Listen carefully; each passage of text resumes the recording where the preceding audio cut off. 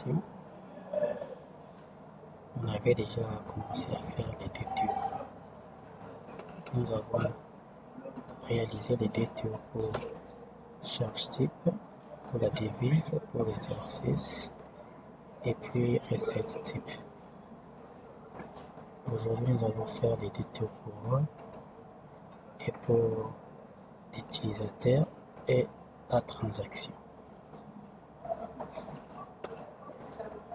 On commence par les détours pour rôle. Nous allons écrire rôle, détour.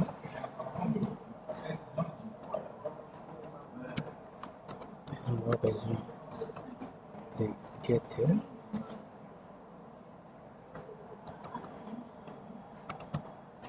On aura besoin de setter. On aura besoin de notation builder. Et pour finir, au art constructeur. Ensuite, on aura besoin de l'attribut de la classe rôle. On peut le recopier ici. Et sur base de ces deux attributs, nous allons créer nos deux méthodes qui permettent de mapper de l'entité vers les détours et des détours vers l'entité. Public statique. On va commencer par call détour from entité. Comme paramètre, on va les rôles.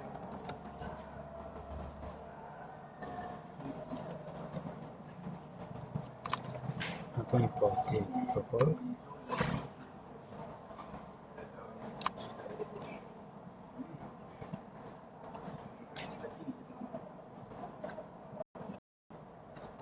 On va dire import modèle et le modèle.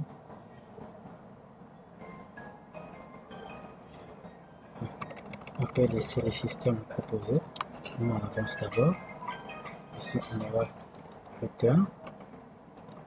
Et ensuite on va mettre rôle détour notation builder et puis print.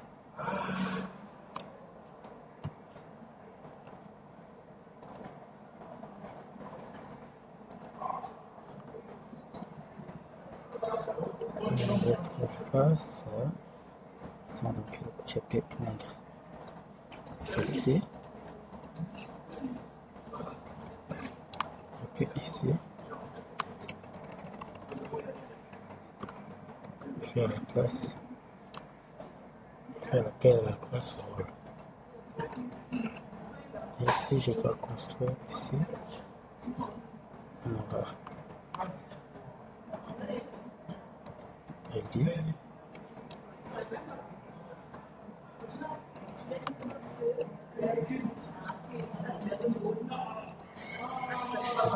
Rôle. Get ID.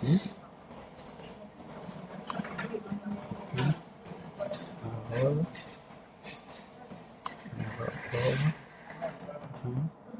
Get rôle.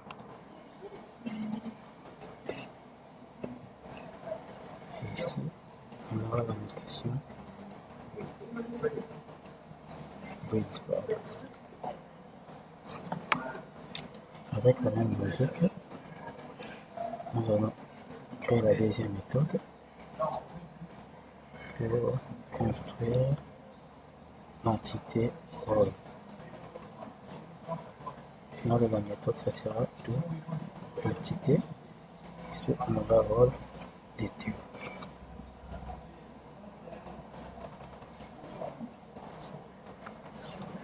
J'espère que vous êtes en train de comprendre. C'est pratiquement ce qu'on avait fait dans la séance passée. Nous allons terminer avec le rôle. Nous allons prendre l'entité utilisateur pour créer son DTO. Nous allons dire utilisateur DTO. Puis on va faire appel à getter. On va faire appel au setter. On va faire appel à annotation builder. Nous allons faire appel au art constructeur. Et puis côté propriété, les attributs, nous allons prendre tous les attributs qui se trouvent dans l'utilisateur. On va prendre l'id, password is active. On les ramène ici. Ça, on n'a pas besoin de ça. Nous aurons aussi besoin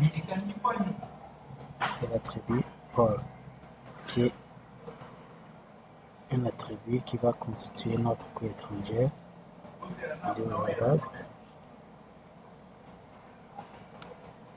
Alors, ici, on ne va pas faire appel à la classe role, mais plutôt au rôle DTO.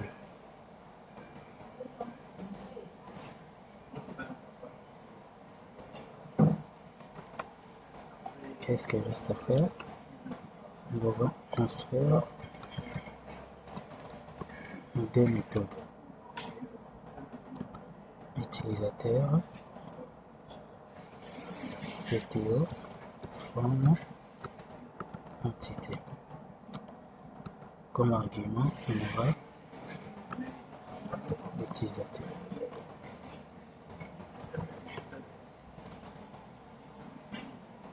On va importer l'utilisateur.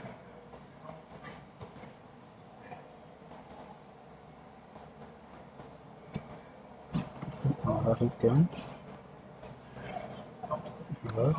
l'utilisateur DTO builder build. Et puis nous allons mettre les informations. On va d'abord les ID.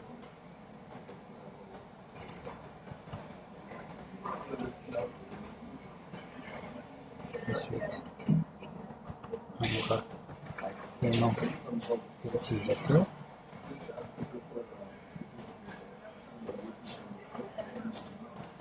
Ensuite, on aura besoin vraiment de l'utilisateur.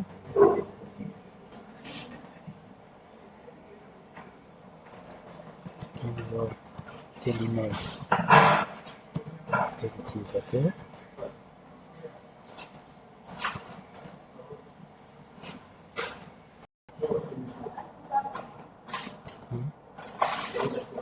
Ensuite, le mot de passe de l'utilisateur.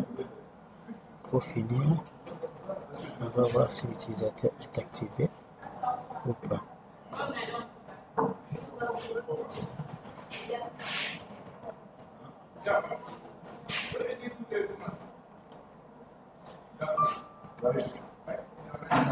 Nous avons terminé avec la construction de la première méthode. On va faire la deuxième méthode pour construire l'entité. Ici, ça sera tout entité. Et paramètre, ça sera un DTO.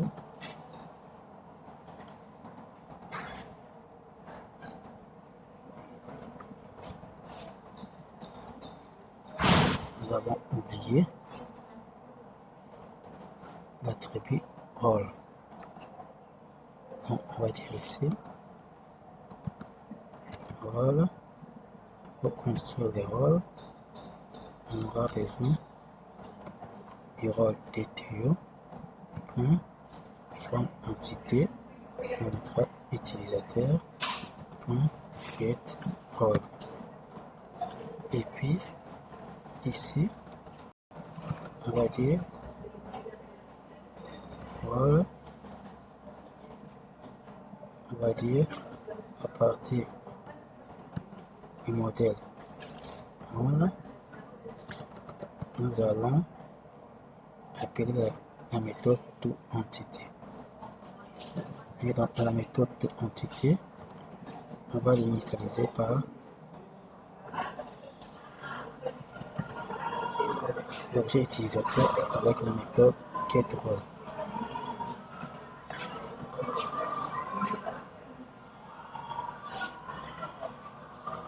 Nous avons terminé avec l'utilisateur. Ici, nous sommes en train de transformer notre entité vers l'objet DTO. Et puis ici, nous sommes en train de convertir notre objet DTO vers l'entité utilisateur. Et ces propriétés qui se trouvent ici sont les propriétés de l'entité utilisateur.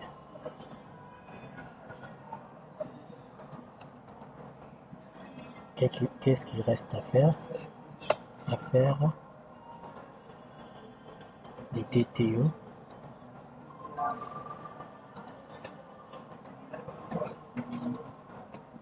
pour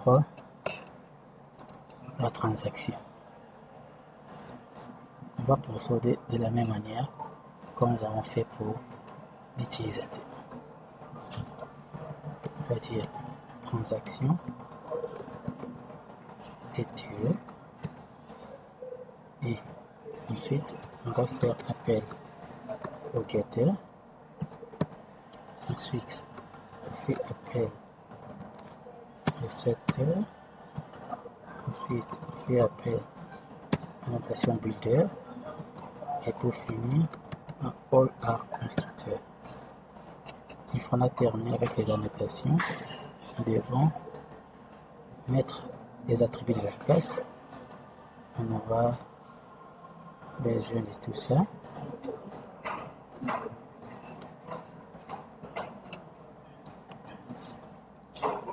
Ça, on n'a pas besoin de ça.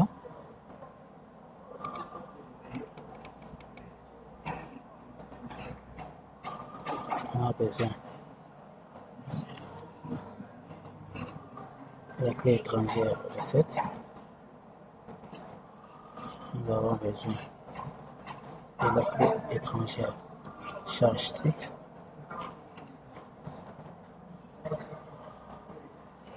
Nous avons besoin de la clé étrangère revise. Nous avons besoin de la clé étrangère exercice. Nous avons aussi besoin de la clé étrangère des utilisateurs.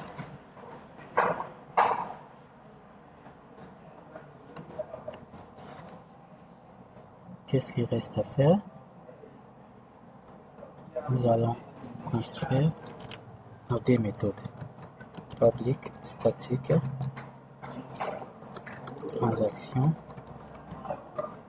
DTO. Le nom de la méthode se forme entité. Comme paramètre, on aura transaction.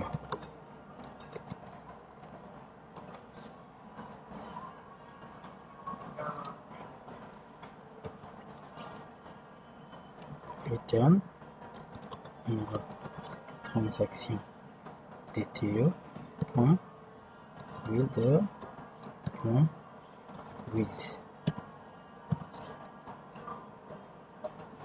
Quelles sont les informations qu'on a besoin ici? Il y a un ID,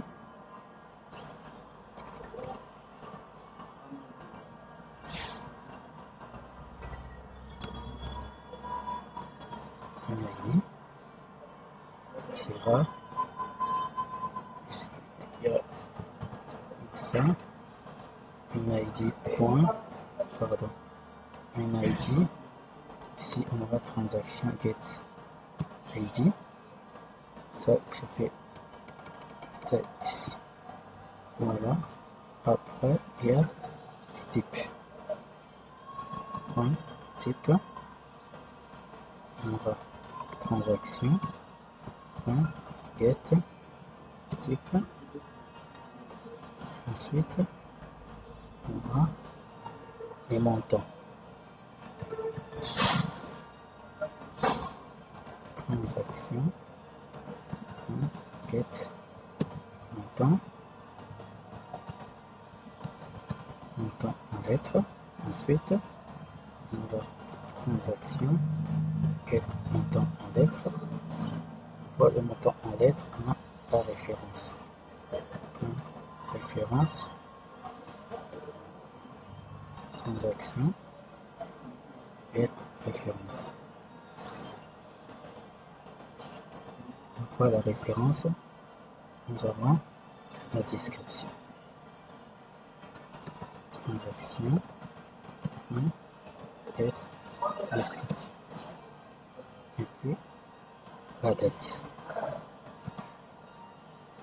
Date, transaction, on peut remettre transaction, get, date transaction.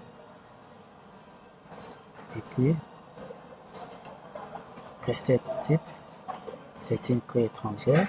Ici, on n'aura pas besoin de recette type, mais on aura plus besoin de recette DTO.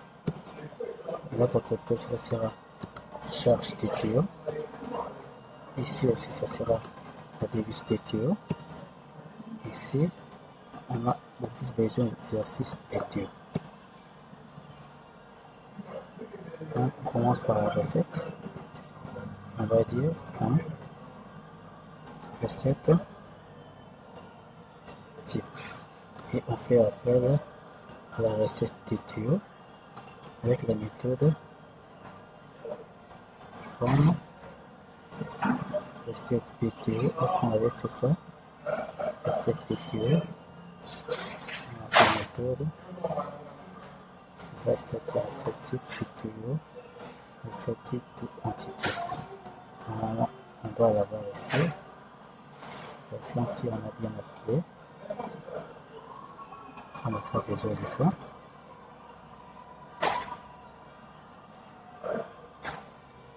On a besoin d'ici.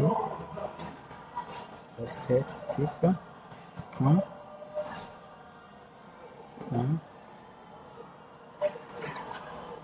Recette type. De. Pourquoi on n'a pas accès à ça? Ici, c'est un build. On n'a pas besoin de build, mais on a besoin de faire l'appel à la fonction from entité. Pourquoi on n'a pas accès à la forme entité? Il y a la station pour statique. On va voir qu'est-ce qu'on a fait ici. Static roll, vous voyez qu'on l'a eu facilement. Vous voyez, on a fait des builders, un roll type ici, on a un builder et on a appelé nos méthodes facilement. Si j'ai mis public, qu'est-ce que j'ai mis de l'autre côté?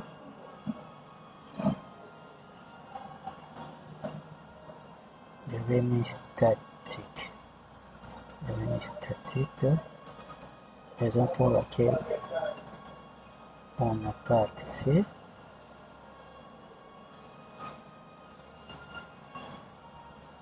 On doit fermer ici.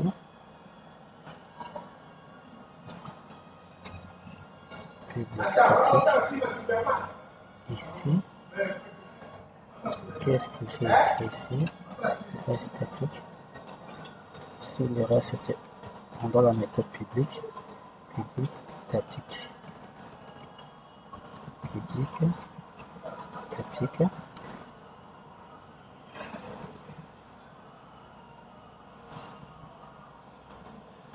Ici, si on revient ici, au point, from entité, on aura besoin de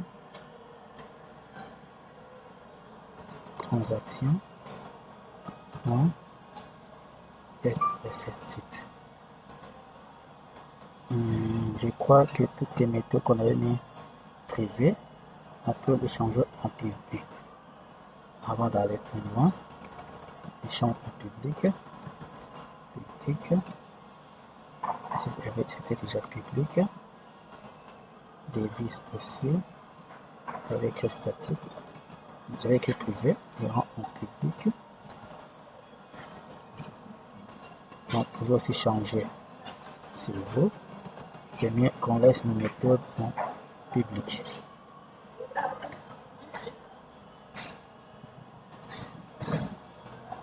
Ça, c'est déjà public. Recette type. Les méthodes sont publiques. Voilà. Les méthodes sont publiques. Utilisateurs. Les méthodes sont publiques. Donc, on revient à notre transaction. On peut continuer. On aura besoin maintenant de charge type. Charge type DTO. Forme entité, on aura transaction, get charge type. Et puis, après la charge, la devise, devise DTO, et on fait appel à notre forme entité qui aura comme argument transaction get devise, et pour terminer, non, c'est pas pour terminer, il y a exercice encore, exercice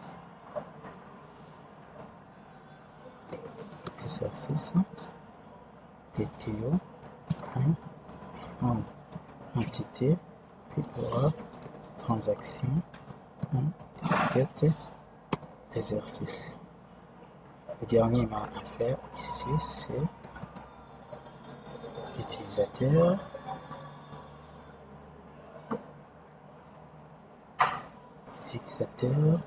on aura utilisateur DTO qu'on doit appeler, et pour on a besoin de la méthode from entité, et ici on aura besoin de la transaction get utilisateur. Pourquoi il y a rouge? Voilà, ici c'est pas, on n'a pas besoin de la triple. Dans le DTO, transaction DTO, comme on l'a fait pour les autres, on n'a pas besoin d'une entité utilisateur, mais plutôt de utilisateur DTO. Et nous allons faire de même pour la deuxième méthode, pour convertir les DTO en entité.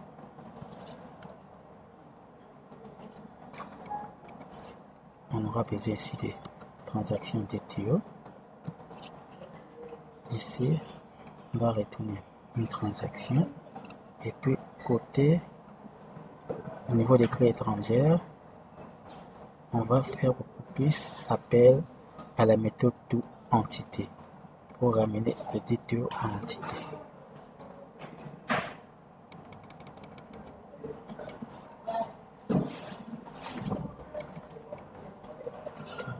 Entité,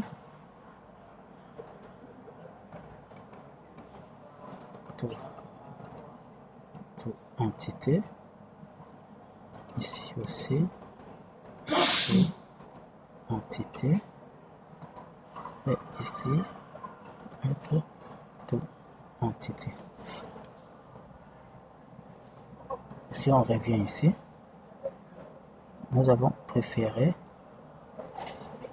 lorsqu'on fait convertir en ordre de construire notre DTO, nous avons fait appel au DTO des éléments qui vont constituer la clé étrangère. Mais on pouvait aussi mettre directement le type de l'identifiant de la clé étrangère. Il faudrait que tous les DTO complets, parce que en affichant la transaction, peut-être on aura besoin d'afficher les libellés du type charge, on aura peut-être besoin aussi d'afficher le code de la devise, et peut-être on aura aussi besoin d'afficher le code de l'exercice. Et côté utilisateur, au niveau de la transaction, je ne pense pas qu'on aura besoin d'afficher peut-être un nom de l'utilisateur et post-nom, mais plutôt peut-être son identifiant. Et on peut soit garder notre DTO complet ou on peut mettre uniquement un identifiant qui correspond au type de l'identifiant de l'utilisateur qui est un integer. J'espère que vous avez compris. Je vous laisse travailler et on se voit dans la prochaine séance.